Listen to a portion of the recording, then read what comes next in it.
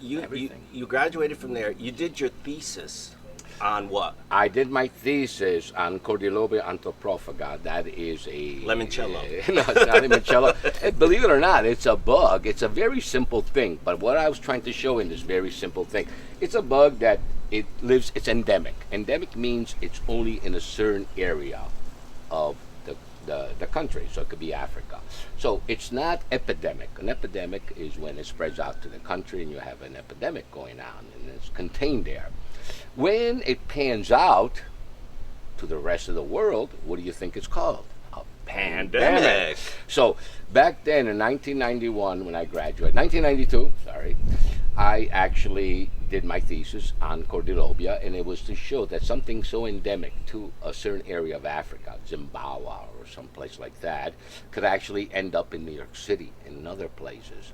So what I did my thesis on was to show that our backyard is the world. And so I took that, Cordyloba antroprophaga by Blanchard, and this is just names. Prophylactic. And I said that today, whatever is going to happen moving forward in China, in Japan, wherever, it's going to be our backyard. So our flights are so great, we're going to actually start seeing more and more pandemics, things that are happening. From an endemic, it's going to be a pandemic. From epidemic, and from an epidemic will turn into a pandemic. And you said it when we got COVID. The first thing you said to me is, because I said, Joe, when is this going to go away? Never. Because you did your thesis on this, and you right from when it first hit, you were like, it's never going to go away. It's a COVID. A COVID is a flu. See how I studied? It's a SARS virus. It's a SARS virus. It's part of the viruses of the cold virus. There's different viruses. So it'll never go away. It's going to be with us for the rest of eternity. No, people looked at me and they thought I was crazy when I told them that. I said, just get ready for it. We have to understand what this is so we can try to protect ourselves as much. But apparently it's going to take out the weak, and we have to separate them. They took too long to do that, everything. But I actually sat down with the mayor and told everyone in Schenectady, we were sitting there, and I said, guys, you can think what you want. This is not going away.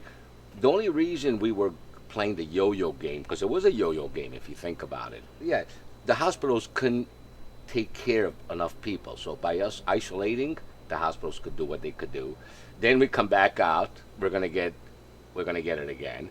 And then it's going to happen all over again. It's going to be a vicious cycle. And one of the things... It's just going to keep mutating. And now, because I want to be a mean person, but I made a promise to everyone that night. And this is when it first started. And they all looked at me like, you're bad.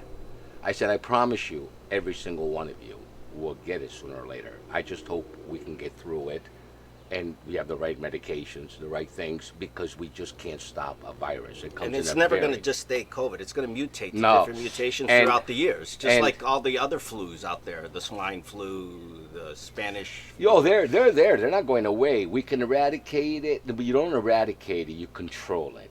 And when the WHO, the World Health Organization, said, who, 3 feet is this. To measure a yard, you go like this. So every person in the world, you should not ever enter a zone. Our zone is an arm's length away. If you're not my family or my girlfriend or my wife, don't enter my zone. Yes, nice kiss. See, you enter the zone, that's what happens. You get a kiss right away.